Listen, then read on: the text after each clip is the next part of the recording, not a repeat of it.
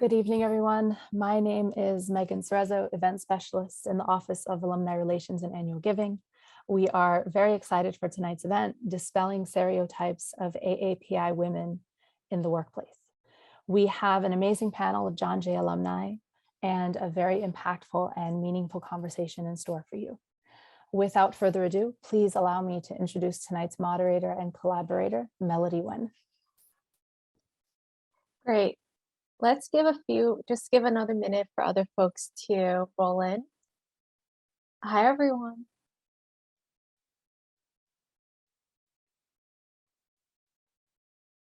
We're gonna let more folks roll in first.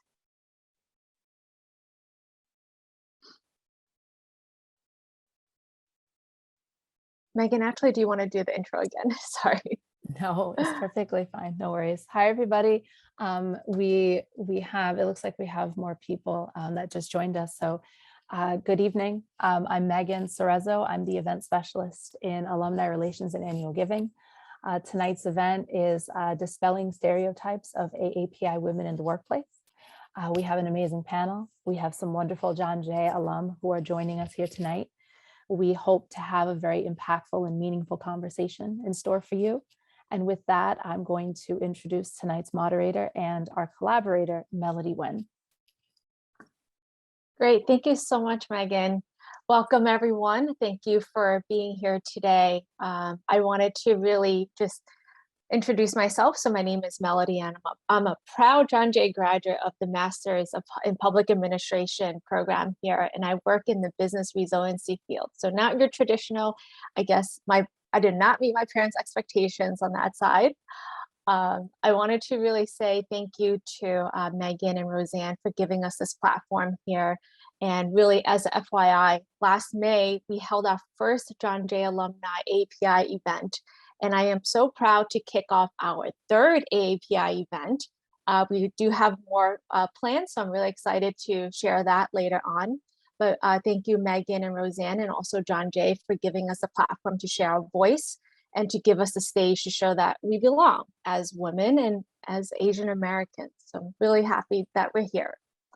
And before we start, I really want to take a moment to reflect what's impacted the AAPI community right here in New York. We lost two bright AAPI women too soon to violence, Michelle Go in January, and also Christina Yuna Lee in February. Personally, it's been very heavy on my heart, and I want to dedicate this conversation in their honor and in their memory. For us, please use the chat function to ask questions, to show support, and also to engage with us. And also let's ensure that it's a safe and respectful space for all of us to heal and flourish as we deep dive into these conversations. Tonight, to close out Women's History Month and bridging the gap to May's AAPI Heritage Month, we have two phenomenal AAPI alumni women here who will share their experience and also guidance on navigating the workplace. I'll hand this over to Susima to introduce herself. Susima. Thank you, Melody. And thank you, Megan and Roseanne and everyone at John Jay. I loved my time at John Jay, and I'm so glad to be a part of this. I was born in Kerala in South India, so I'm Asian. And, by way of introduction, I just want to say that I'm not always what Asian looks like for some folks. So it's not always easy to say, which Asian are you? But sometimes that's what people ask. Where are you from?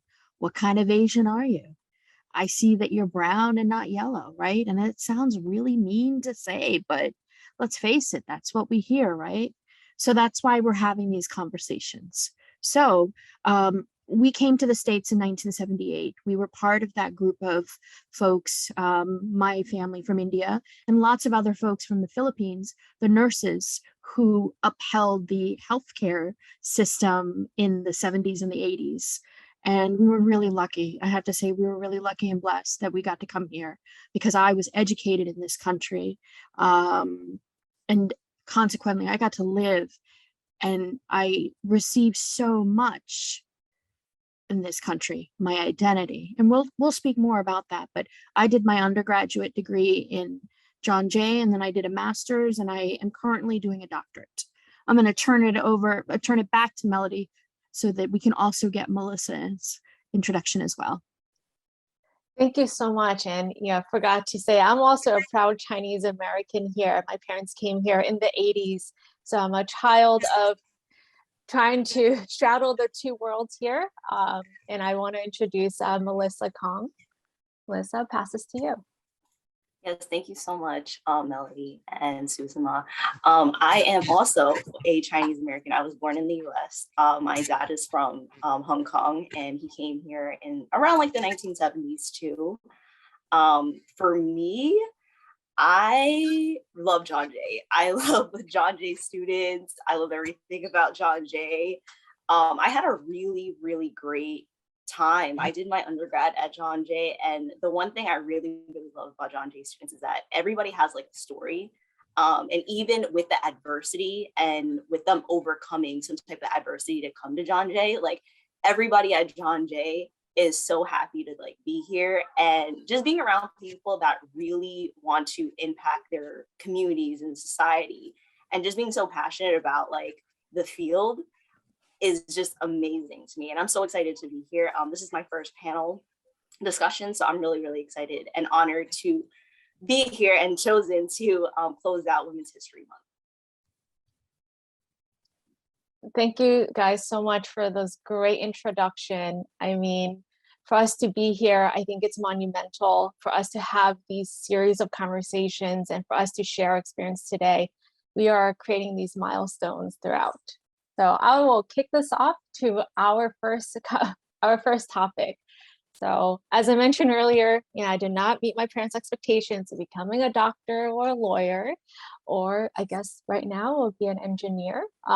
So often our Asian cultural values do impact the career choices that we make. Susma mentioned a lot of Filipinos will come here, become nurses because they've seen that in their generation. So can you share with us any influences that led to your career field now? And can you think of any Asian American or any Asian Pacific Islanders, achievers that in different fields such as science or art or any other industries? You know what's interesting about being Indian and coming here in 1978 was that I couldn't find any others like me. There were so few individuals I could look to as examples, and I didn't know what I was. And when we talk about identity isn't just who we are, right? Identity is also what other people call us, or how perhaps we're sorted or categorized. So when we look at the Asian identity, there are more than 20 countries across Asia, Southeast Asia. I'm from the Indian subcontinent. So depending on who is identifying us, it's like I said before, do they even know where we're from, right? So if we look at our cultural values, there's one thing in common. It's that our folks love us very much and work hard, right? I'd like to think that across most communities, there is that idea of education, right? So, and decision making. I made decisions based on what I thought I wanted, not necessarily what my parents wanted, right? So I didn't go to med school. I didn't become a nurse. I joined the Army. And I joined the Army so that I could have freedom. And I know people think, well, that doesn't even make any sense. But I joined the Army so that I could make decisions for myself. Because in the military, I learned I could be responsible for my decisions. As long as I was willing to pay any consequences, I could be my own person. And I have to tell you, even back then, I didn't understand racism. I didn't understand identity politics, respectability politics. There was just so much that I didn't understand. I didn't understand being Black or brown. I didn't understand that my first name, Susama, or what that meant. There's just so much that I really didn't get. And I have to tell you that my parents didn't have those words either. They just said, if you become a doctor or a lawyer, or if you do what we say, because this is what we know, you will be successful. So that's what we knew. that's what they knew. So that's what they instilled in us, right? Back to you, Melody. That's a really good point. I think my parents wanted the same things because they think that would shield me from any discrimination because I've made it to this level, and they have to respect the title that comes along with it. And my parents were very similar in thinking when I also thought about joining the military. And they were just like, there's no way, no one looks like you. You don't know any other Asian Americans that are in the military at that point in time. So it was a tough decision. But I'll pass this over to Melissa and share we'll love to hear your experience. Yeah, as you guys are talking, I like resonate so much with the both of you guys, because I feel like I have a very similar like background. With my family, I feel like because I was actually raised by my paternal grandparents growing up.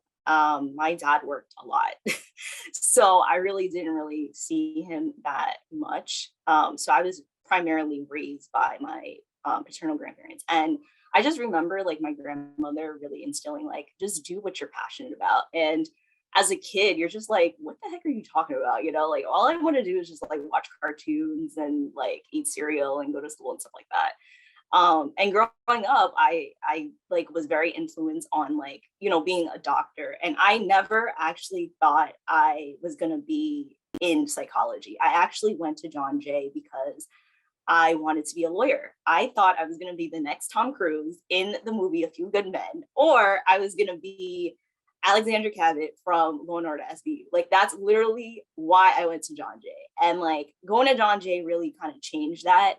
And, you know, like getting into college, I feel like it's a privilege in itself. And I'm really, really thankful for my experience because I met so many different people that had like different career paths and just really wanted to go on a journey. And it's really nice to kind of see like the people that I went to school with say to me the first day of orientation, like, I'm going to be a lawyer. And like seeing them now being like an Esquire attorney is just like amazing to me. And for me, like, I think the biggest influence was just being around people that had like similar goals, even though they had like different career paths.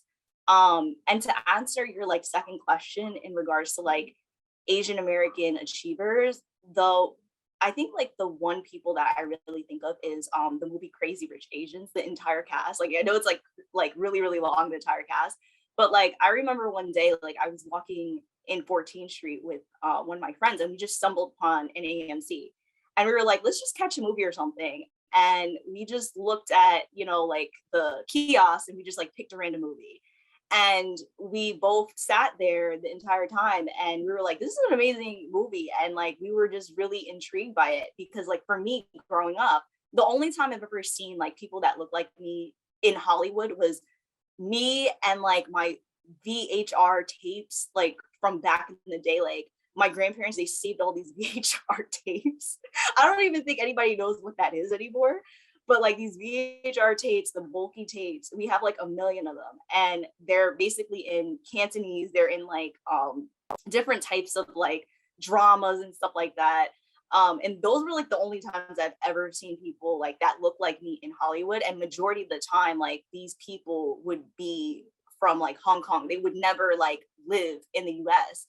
So growing up, like I didn't really see that much representation. But for me, I'm like so proud of my field, which is like mental health and psychology, because I'm starting to see a lot more people that look like me, and just like other cultures within like the women of color and just other people of color really wanting to be in the field because they're seeing a crazy shortage in therapists and counselors.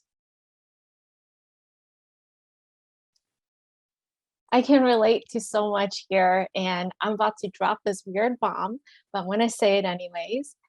In high school, I wanted to go into emergency management, and Susuma, I had called your office when I was in high school and say, are you guys looking for an intern? Because everybody that I was talking to were men, and I was so scared.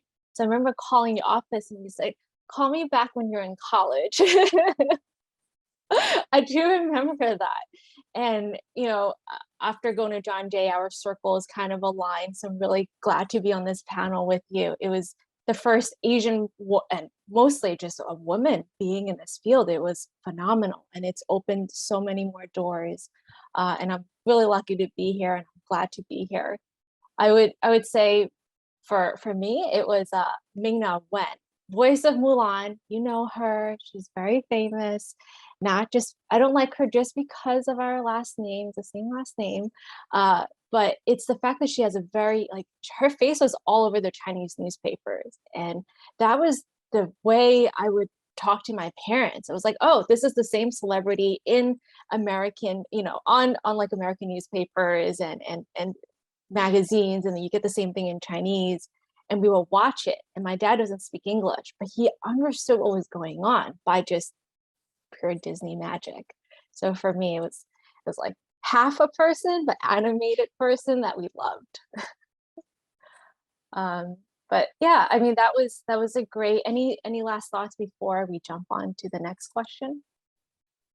I just want to say that I used to watch her on I think it was either As the World Turns. I think that's when she used to play. So before she was on mainstream anything, okay? Because that's how old I am. And I have loved her long before Mulan or any of that stuff, by the way, because I didn't have any mainstream Indian anybody. So I had to go with Asian, unless it was, the Bollywood films, but yes. And I didn't realize that I spoke to you when you were in high school. So letting me know. Look how far we've come in the media perspective and where we are in our lives. So going to the next question, it's a little bit heavier, and I'll read this very quickly. So in corporate America, as we mentioned, there really is a monolith model for what successful leadership look like how they should look and how they should act. And this was something I found. So Asian American women often encounter a web of cultural myths, aka the model minority myth, that creates a plateau in our career path. So in one study of Asian American women, 34% reported that others had assumed they were passive, while 14% felt others had viewed them incapable of leadership. And currently, Asian American women are the demographic group with the most likely to have graduate degrees, but least likely to hold positions within 3 reporting levels of the CEO or have supervisory responsibilities. I know it's a lot of data and a lot to absorb. What I want to really ask is, for you being as AAPI women in the workplace, how does that impact you? And what does that mean to you to hear about those statistics? And what does it mean to have a voice? And how do you make it heard in your workplace? I'll bump this over to Susana. Okay, so first of all, when I hear numbers, I like to deconstruct with questions. When people throw statistics at me, and not to imply that you're throwing anything at anyone, whoever did that study, I'd like to know, who are all of the Asians included in this group? So the people who were collecting that data, were they actually counting all of the various Asians as Asians, or were they just saying, well, we're identifying you as Asians because that's what we think you are? Or were they self-identifying themselves as Asians, right? Because again, a lot of the tropes that are out there, these ideas, these narratives of what we think you are, perpetuate these ideas of, I don't think you're a leader because, and I'd like to just, if we could go back to that idea of the model minority. The model minority myth was created so that there could be more divisiveness, or almost like we don't want people to notice how we're horribly treating another group of people, specifically Black people. So we're going to make it so that if other people, Asians in this case, can fight with them, if they're fighting, then nobody will notice how white people are treating everyone, okay? And that's part of the problem here, is that there is a practice where within the infrastructure, within policy, within leadership practice even, a certain group of people is seen as the leader, while others, including Asians like ourselves, are not seen as leaders. So the first thing I would say is, well, why do you not see me as a leader? And when you say that I'm passive, well, why do you see me as that? That's the first thing I would do. I have to question these things. But I also am a bit more, I've been in places where, and I'm just tired of hearing this. I think, and between the time that I've spent living around the world, the doctoral studies that I'm doing, the research that I'm doing, and the teaching that I'm doing to my students and leadership, I feel my job very much is I need to create space. I need to teach others, including myself, to say, hey, I don't like what's happening. And not only is this about being Asian, but it's also about making space for justice. So justice can be for all of us. It can be about creating space for Asians, as well as any other marginalized group. Melody? That is profound. I mean, just looking at the numbers and really understanding what that means and what that implies. I definitely hear you. It's often we're used as examples. Like if they can succeed, then why can't you succeed? So it's definitely used against each other, and I've seen it. Or even they'll use Asians as some unicorn. I will check off multiple boxes as a woman, as a minority, as even an age thing. So sometimes we're using this, and as much as great, I'm probably opening some doors and I'm probably setting an example for someone, but I do want to be recognized for my efforts, my value, my knowledge, my expertise. With that was very heavy, so I'll pass this over to Melissa. Sorry. Yeah, no, I definitely agree with you guys. Even with like the field that I'm in, it's very, very white.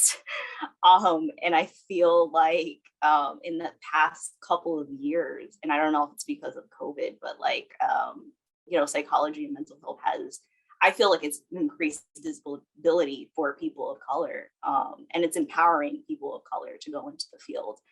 But even in like workplaces, I myself feel like I don't get really heard. And even with like the other people, like my other colleagues who are women of color or who identify as the IPCO, we as a collective don't really feel like management really respects us or like hears us. And for me, I feel like it's kind of like a duty, because like I know, like for example, like my coworker who's a Black woman would say like, would suggest something and then get completely dismissed, right? And then when I say something that's like literally the same exact thing, but just rephrased completely different, it's like, oh, Melissa's passionate about something, like, oh, that's a great idea. And it's just like, I literally just said what my coworker so-and-so said. I just rephrased the entire thing. So just, seeing that injustice happen, I always try to make it kind of like my job to really advocate for just people that look like me, but also just other marginalized community, because like as a collective, I feel like in general, like women and also men of color also don't get listened to too. And I think it's really important for people to really notice that and have that, in mind, especially when they're in meetings, right? Because I feel like that's when everything kind of goes down. It's like in meetings, like 7:00 meetings on Zoom and stuff like that, where people don't want to be like on camera and stuff. And it's like everybody's so chirpy. It's like, why? It's gonna be like in an email or something. Melody, may I add something? Yeah, of course. So, something that I noticed that we have to deal with the shades of color, even in our groups. If the three of us were to go somewhere, it is more possible that you two will be listened to before me, because I am darker, because I'm also a different kind of Asian. And in different spaces, you two are more acceptable than I am, depending on where we go. And so I think that we need to acknowledge that even within our own communities, there's discrimination that happens among our groups. Just, so it's not just about being Asian, it's also about color in some cases, and in our presentation. Yeah, that's a definitely really good point. I mean, we deal with this amongst our peers. I'm sure in our communities, we also deal with this with our parents from a different generation. But I want to bring this back to the workplace. I mean, the biggest where I find the biggest comfort and joy is really our business resource groups. It's finding that alignment of where I'm sharing this experience with my Black colleagues, my Latinx colleagues, my LGBT colleagues, or however, the extension. It's us saying we're a little bit different. How do we work together? And what makes me very happy is seeing allies who show up to that and give us that seat in those conversations. I think in the past I've mentioned someone literally giving a chair, giving me a seat at the table to even be there because I was invited and I deserved to be there just as everybody else. But that person literally physically made room for me to fit. And that is something we all need to advocate for each other. So do you have anything else you want to add in here? I have like 2 more questions. I want to make sure we do give time for the audience. Okay, so I'll move on to the next one.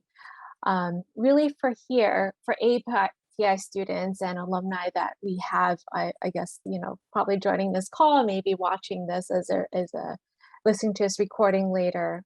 For the ones who are starting their careers, what advice do you wish you had before you began your journey, especially as an AAPI woman? Susma, I'll hand this over to you first. Okay, so I wrote these out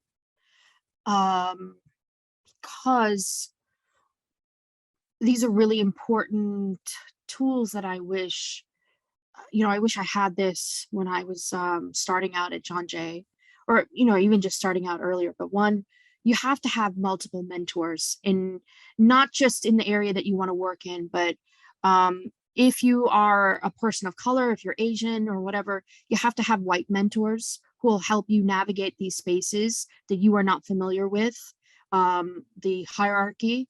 You have to do research on the things that you don't understand.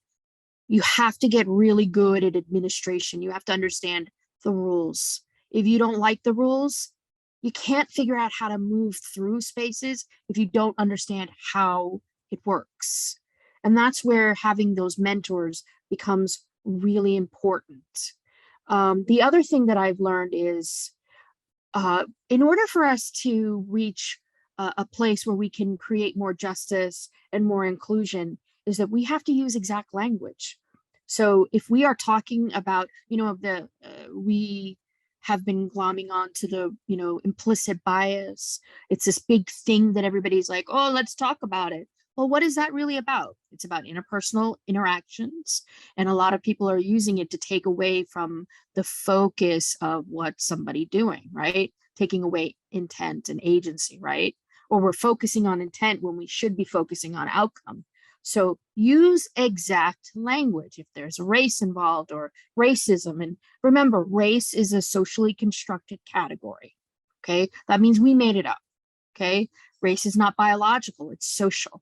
Okay, so use exact language. Sometimes it's hurtful, sometimes it's scary. If you're not sure when, this is why we need mentors. Okay, I'm going to leave it there. I have a zillion more things, but we don't have time tonight, and we have other really smart people in the room with us. Let me turn it back to you both. Melissa, go ahead. Yeah, thank you. I do echo mentorship because I feel like a lot of the things that I know about the workplace and how to navigate like the workplace is based off of mentorship and just the people that both professors and just administrators at John Jay. So definitely mentorship is like number one. Something else that came to mind was just like do what you're passionate about. Like I remember I was at another speaking engagement. I just like had a student ask me a question like, what would you want, like, what would you want to tell us, like, if you still were a student? And I said, do what you're passionate about, because you only have one life, and if you're going to croak tomorrow, like, at least you're going to do what you love, because you can't take your bags of money with you. So and the other thing is, surround yourself with people that really truly care about you, and just, like the phrase of like, find your village, and really surround yourself with people that you're going to be able to have conversations, like these really tough conversations with. Because like, for me, I am very selective about who I speak to in regards to certain topics, because I know that certain people that I am, friends or colleagues with, I know that they're very touchy-feely about, topics like these. So, having friends that are, very non-judgmental, who are open-minded, and who could give you a different perspective is also really, really important. And finding those people could take, like a lifetime, but just really, being able to have those people in your life, because that really does make a difference. Love it. I agree with you, having, people in our lives to become mentors and really be part of our community. I would say my biggest mentors are the ones who kind of sit there and acknowledge that, like, the ones who say, I don't see color. For me, it's a big red flag. You have to see this color to understand the challenges that we face. So the ones who will pull me aside and say, Melody, I definitely understand it. And they're addressing it very directly. And they're saying, I see you as a woman. I see you in this field. I see you as an Asian person in this field and what it means. And then let me help you get there, because I've gone through those ranks. Let me help you, help you go up the ranks. I think that was really important. In terms of, like, for me, for starting out in the journey, I think in the beginning, I dealt with more microaggressions. And they were things that as a younger adult, it was hard to just understand what they were, how to identify them, rather than saying, is it me? Am I overthinking it? And then how to address it, because frankly, I was scared. How did I say this to my manager? Is this going to limit my potential to grow here? Is my professor saying something different? Why am I getting a different grade? Or why am I subjected to this? So all those things come in, and I wish I had a mentor to help me guide through those challenges and say, let me help you find the right tools, the right vocabulary to respond to all of those. Did you guys have similar challenges in facing some of these microaggressions? I'm going to say one name, Dr. Daryl Wing Su. He's not the one who coined the term microaggression, but he and his colleagues out of Columbia have a paper and a book. This stuff was happening. It was actually happening. I was taking an executive education course out of Harvard. All right. I was in my 40s. This stuff was happening, and I didn't understand it. And I was distraught. I went home after some really big project in DC with my cohort. And I went to my dearest friend who I went to high school with, who was, an educator with her doctorate in education. And I said, I don't understand what's happening.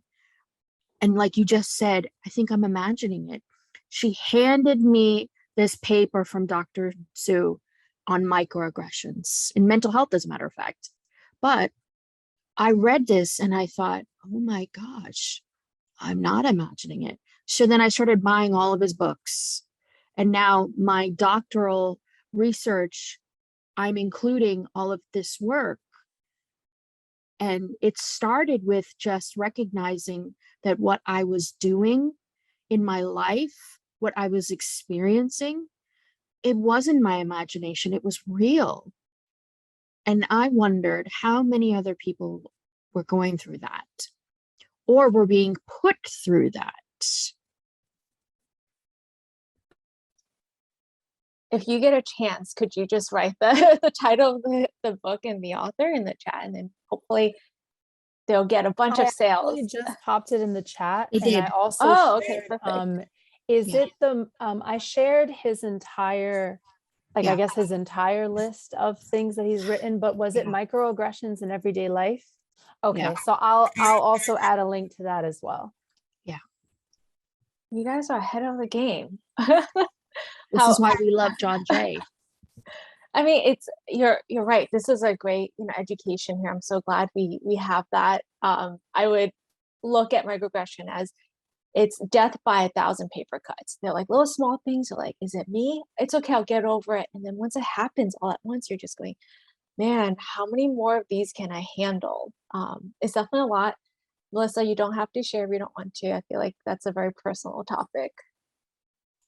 Yeah, I mean, like, I feel like microaggressions is something that I think we all face as like people of color.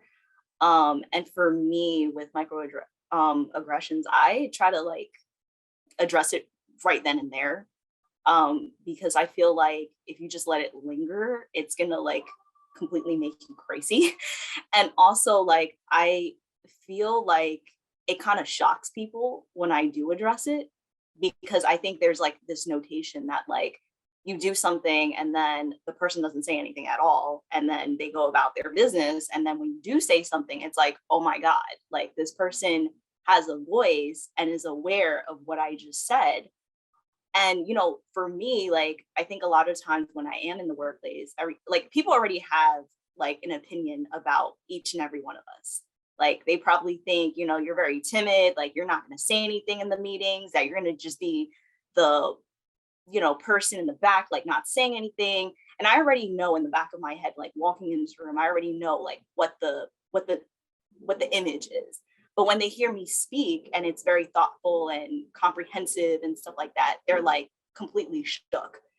And for me, like I've noticed that like in my workplace, like I have to do that a lot. Like I feel like sometimes I have to not only defend myself, but also defend like my colleagues of color. And I work at NYU, and NYU is known as a predominantly white institute. And with that being said, there's like pros and cons about that, right? Like there's a specific culture that they have that John Jay does not have. And for me, like it's really, really hard to kind of like be in a space like that. But I'm really flexible. And that's something that I worked really, really hard in understanding with, mentorship, that, in workplace, if you want to survive, like you gotta adapt to certain things. But at the same time, you also have to, be true to yourself. And I think that's probably like one of the hardest things about being like a person of color, but also seen as white, because a lot of times I get this idea that like I'm not a person of color, that, like Asian is the other.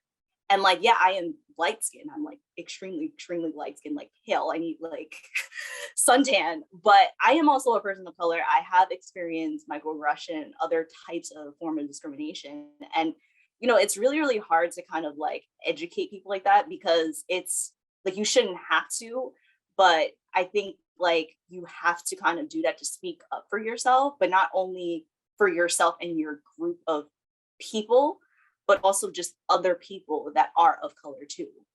Because for me, like in my practice, like when I want to advocate for something, I want to advocate for like everyone. Like I don't want to advocate just for my own population, because I don't feel like that's fair. So I really try to advocate for other people of color in the workplace, or women of color, because we see a lot of injustices happening to women of color getting passed off promotions all the time. Like it's something that we see, but we don't really necessarily talk about, or we don't have open dialogue and challenge that. And I think that's changing. And I feel like with this webinar, hopefully people on this Zoom call, kind of like get really motivated to kind of challenge that in the workplace too.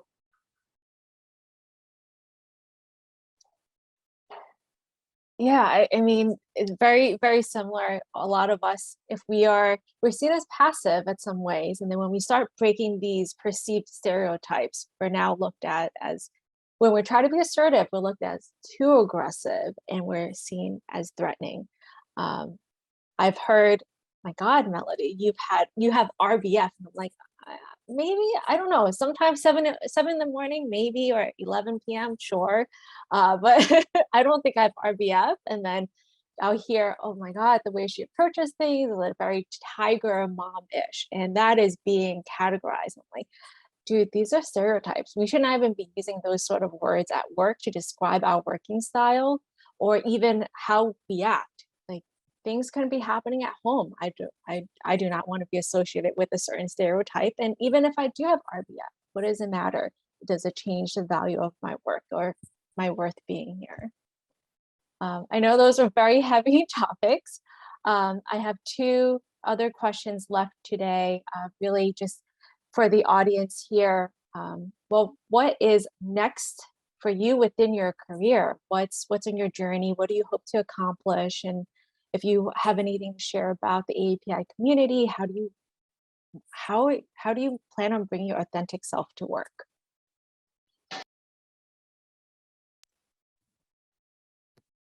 I'm going to continue working on my dissertation, making space for inclusion and justice. Within the emergency management community, there are so few women of color or people of color, but specifically women of color in leadership. And that's by design, the way the system is set up.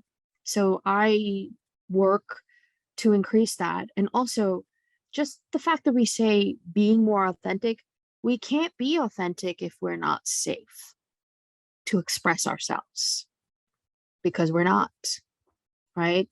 We're really and truly not safe to express who we really are because we're judged. I mean, just if we were to just think back to that discussion that we had, the prep conversation we had before we started, I was saying that, I took notes and I prepared because we're always under scrutiny. And I wanted to make sure that the audience knew that I prepared. I think we all prepared. Why?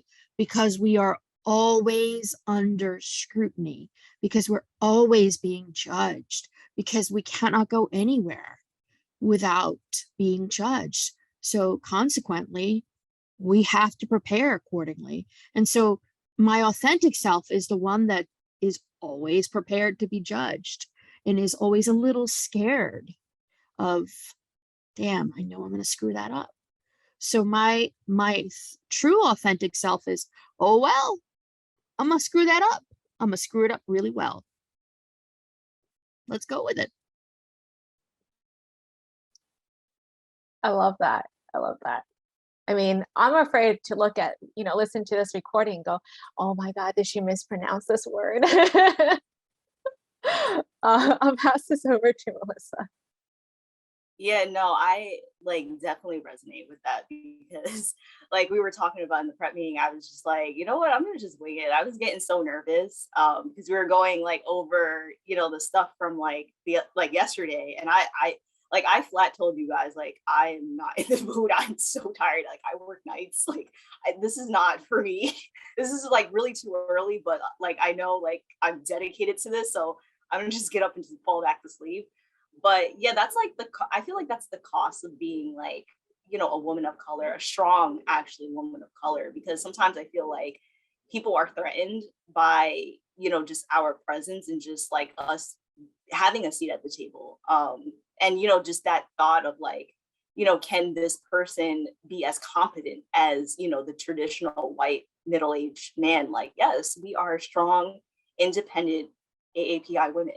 We can do this same exact job that you're proposing. So, and for me, I guess I'm really just looking forward to getting my licensure in mental health counseling by the end of the year.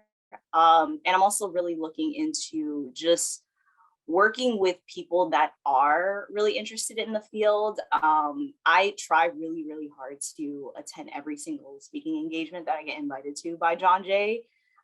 Because John Jay, I just love John Jay. It's just an amazing school.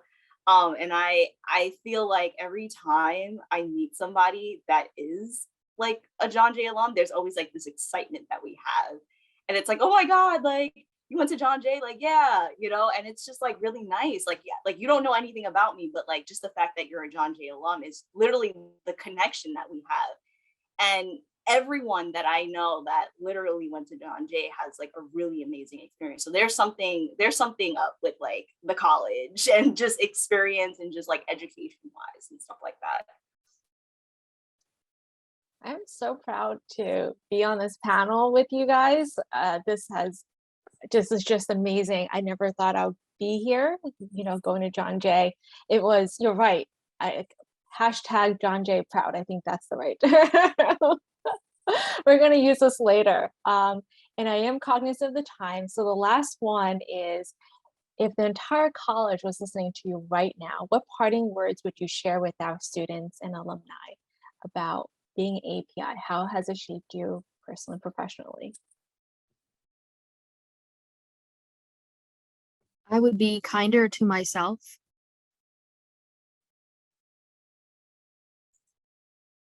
I would have to say just be yourself. I feel like that is just something that we've been saying even before we've been starting this webinar. Just be yourself and everything will follow through. And I think that's it. That's great. I would say live in the moment. Life is short. The pandemic has showed us, you know, what life really means and helped a lot of us look at our priorities and look at life. So I'm glad to be here. I'm glad we took the time, the mental energy to be here. And I really I want to open up to our audience. I think we had some questions. Megan, would you help me guide through this? Of course. Hannah had what I think myself and a lot of everyone thought was very thoughtful and insightful question. So I'll read it for you. She said, growing up, have any of you faced an identity crisis because of the model minority myth? If you have, how did you deal with it? For example, I went out of my way to separate myself from the stereotype and realized it wasn't who I was. At the same time, I didn't want to be another typical Asian American woman. I think this is something I still struggle with today. I definitely understand you.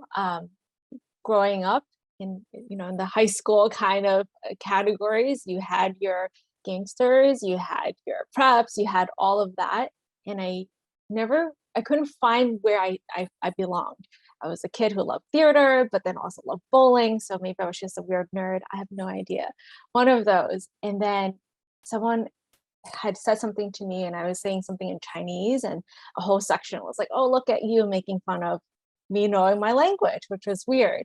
And I stopped speaking Chinese for a really long time because I thought I would be made fun of again and again. Or even bringing my food, I would buy snacks in the corner store instead of bringing what my parents made for me. So that it's been a big challenge. And then afterwards, after a few years, like, why am I ashamed of being who I am? I can't hide it. I wake up with the skin every day.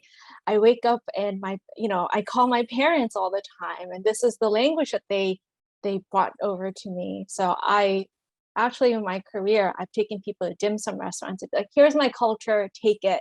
Hope you love the food. Ask me questions, eat all the weird things. I am here for it. So I'm just imposing now.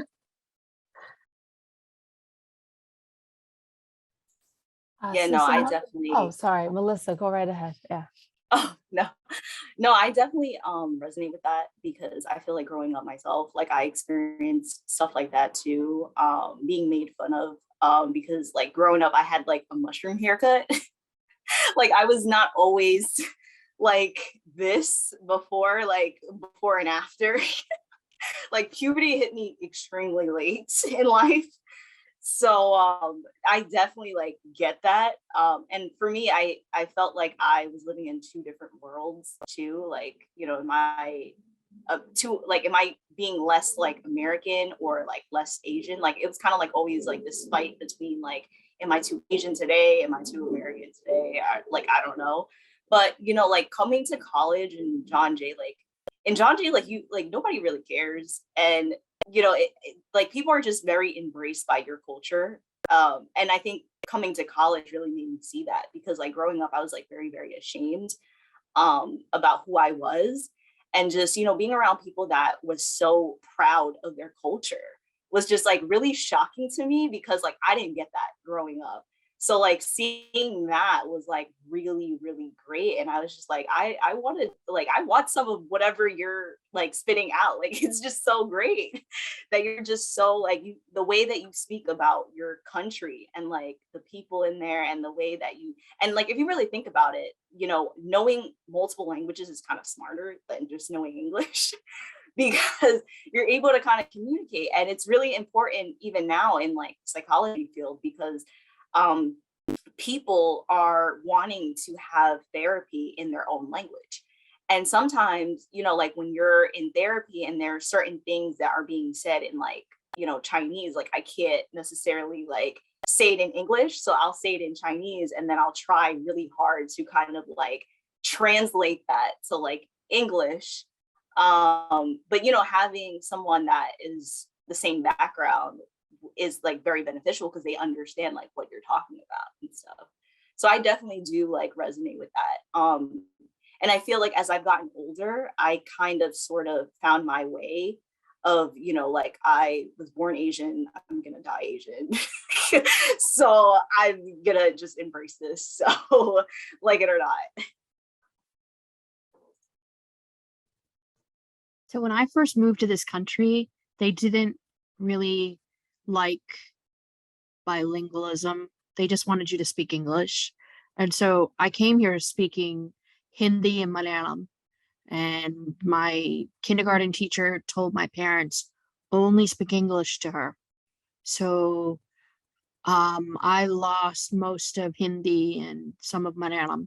Meanwhile, I picked up English within months because of Sesame Street, Mr. Rogers' Neighborhood, Electric Company, and all of that. And consequently, our community who came in the 70s, most of us didn't speak Malayalam, you know, whereas a lot of the North Indians, they all spoke Hindi, Punjabi, all those languages at home. But the Malayalis, the ones from Kerala, most of us didn't speak Malayalam at home. I had to relearn Malayalam and Hindi and everything later on, but I felt like I lost a part of me, part of my identity. I mean, there were just so many things that I lost about being Indian. And then years later, I always felt different. And there are just so many things about being Indian that I didn't have. But the truth is, I never really fit in. I never really felt like I fit in. And I learned about model minorities, later on. But what I did learn is about colorism, and I learned that I was always dark. So even in India, I never really fit in because I was too dark. So it's interesting how it travels across the world. So being Indian, it didn't matter where I was because I was always too dark wherever I went. So it's just, it just really perspective and then understanding. But I have to say, I understand it's not just about age, it's about the fact that I've been doing what I've been studying through my doctoral studies. I have the best understanding of it now, but I'm also in a place where I have completely accepted who I am. So, you take it as you wish in that space, but I wish I had this understanding years earlier. I think I would have gone further, but I'm happy. Let me say that. Oh, And that's all great. that Thank matters. you. Yeah. Sorry, Megan. No, let you you're go. fine. No, absolutely fantastic. This is just so great. One of the other questions that we had is, does the glass ceiling still exist post-COVID? Obviously, right? That's an obvious question. But I just wanted to get your thoughts on that. In your experience, what does that look like? Either pre-COVID, post-COVID, what are you noticing now? Like, is there a shift? And if it's there, what's happening now in your experiences? It's really interesting, but it's actually gotten worse, I think. All right. It's actually gotten worse because, and I can't, I've been reading papers. So, and you'll have to forgive me. I'm just going to own up to this. I'm not a numbers person. I would rather speak to 10,000 strangers, than do numbers. Okay. So just own that. But when we talk about the numbers of people who have lost jobs, it's people of color, including Asians, right? Not just, but the kinds of jobs that are available, the high paying jobs, the types of jobs, right? All of these are gone. Okay. And when we're not really technically post COVID yet anyway, right? So, but the other thing that we also have to look at is any of the discrimination or any of the problematic behaviors, challenges that were already in place. I think COVID and the limited availability of jobs, access, transportation issues, any of the infrastructure issues that exacerbated all of that has already made things worse. And then think about also people who had to stay home to take care of children, and then those gender norms that suddenly came into play where somehow it was also women, the gender norms associated with childcare, right? So it's all gotten worse. So I think our countries all around the world have a great deal to go increase, get better, make better. Lots of words. I noticed we have time, so I'm gonna stop so the others can say their say. Melody? Okay. I mean, I think the short answer is yes, the glass ceiling still exists. I mean, you look at what I mentioned earlier, joining those business resource groups, they're not really there anymore. You're not sitting in that room where you're making the small talk by the the water cooler and meeting someone that could potentially become a mentor and an ally. That doesn't exist for a lot of women anymore. So I also want to make sure we give time for Melissa, and then we can close out. Yeah, I think the glass ceiling is still there. I think COVID has made it definitely worse. Because like I just feel like because of remote work, I think like employers just want to just push so much work because they feel like because you're home, like you just have all this free time. And I feel like that's just not like true. But I think like that's just something that we face like every single day, just people of color. And we just have to take it day by day and just figure out like what works for us. And I also want to point out that there's also another question in the chat before we close out. I just want to make sure that like everybody got their like question You're answered. talking about Anne's question? Yeah. Yes. So this question, and we can fit it in pretty quickly. Do you ever get a question about your first name? I always get asked what my Chinese name is when introduced to coworkers.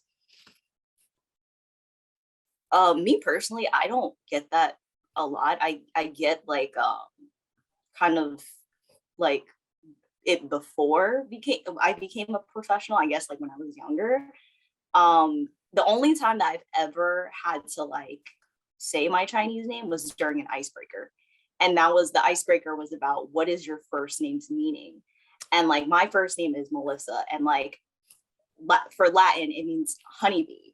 But I didn't feel like, it really was cool. So I was just like, my Chinese name is Simon, which is in Chinese, in Cantonese, it means you have manners, basically. So people were just like, oh my God, like that's cool. So I don't really get that much. And I just go by my first name. And most of the time, a lot of people call me by my last name. So I just go by either or. Does anyone else want to take this one before we close?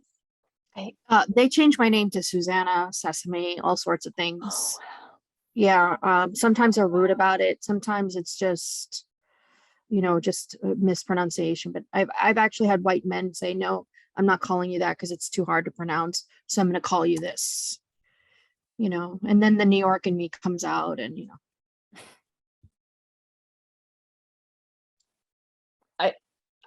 I'm trying to think back. I don't think I've ever, well, I'll say my name is Melody. Like, what is your real name? It's a similar tone as in, where are you really from? And it's that question of whether or not I am, being truthful about who I am.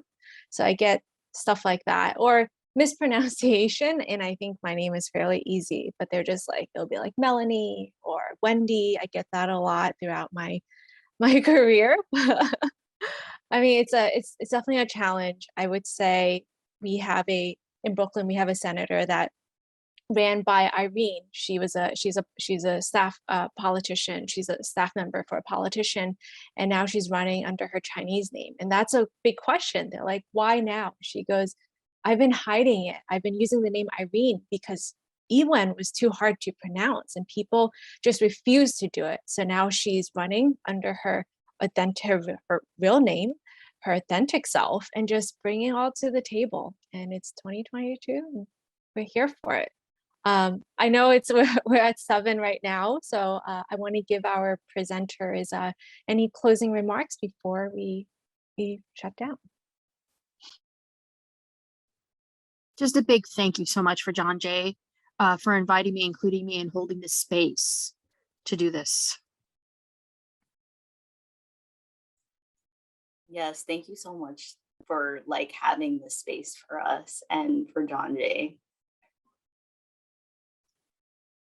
Thank you both for being here. It's been an honor, and I'm so glad we got to have this hour to spend together, as well as, really thank you for investing your evening with us. To the AAPIs who joined the call, I hope you shattered all the glass and bamboo ceilings. And then to the allies on this call, we see you, we feel your support, and really thank you for taking this hour to be with us. I will pass this over to Megan to close us out. And lastly, really thank you, John Jay, for all of this. Oh, thank you, everyone. Thank you so much for coming. We really appreciate that you chose to spend tonight with us. Melody, Susama, Melissa, thank you for taking the time out of your schedules to give back to John Jay and to engage in this important conversation. This was wonderful, and we look forward to doing many more of these. And as you could hear, my dog is excited too, and he wants us to keep doing them as well. Thank you so much. And until next time, stay safe, be well, take care of each other, and we'll see you soon. Thank you, everyone.